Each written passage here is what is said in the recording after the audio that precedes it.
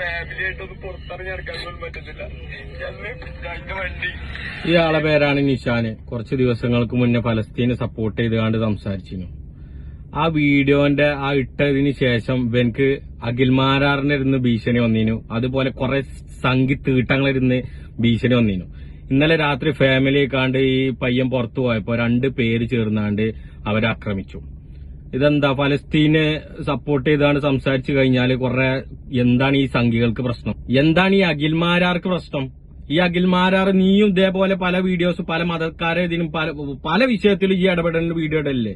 അതിനൊക്കെ ഈ എന്റെ ഫാമിലി ആ 2 കുട്ടികൾ എന്റെ വൈഫിനെയും കൊണ്ട് പുറത്തിറങ്ങി കഴിഞ്ഞാൽ ഇതേപോലെ അടിക്കാൻ ആരെങ്കിലും ഇറങ്ങിക്കഴിഞ്ഞാൽ എനിക്ക് പിന്നെ പുറലോകം കാണാൻ പറ്റുമോ?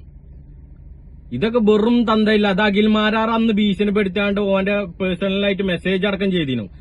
ഇത് അഖിൽമാരാറെ എന്റെ ഭാഗത്തുനിന്ന് വന്ന പണിയാണെങ്കിൽ തന്തയില്ലാത്ത പരിപാടിയായി പോയി അഖിൽമാരാറെ. കാരണം ഈ ഇതേപോലെ ഓരോ വീഡിയോസും കാര്യങ്ങളും ഇടുന്ന ആളാണ്. നാളെ ഇപ്പൊ ഇതേപോലെ എന്റെ ആ 2 കുട്ടികളെ ആരെങ്കിലും വന്നാണ്ട് ഇതേപോലെ ഉപദ്രവിച്ചു കഴിഞ്ഞാലോ? വെറും തന്തയില്ലാത്തരം. പിന്നെ ഉള്ള ഓരോ ഇന്ത്യയിൽ പല ആൾക്കാർക്ക് ഓരോരുത്തർക്കും ഓരോ ഇഷ്ടത്തിലുള്ള രീതിയിൽ സംസാരിക്കാൻ ഇതിനൊക്കെ പറ്റും. ഇത് ഇന്ത്യയാണ്.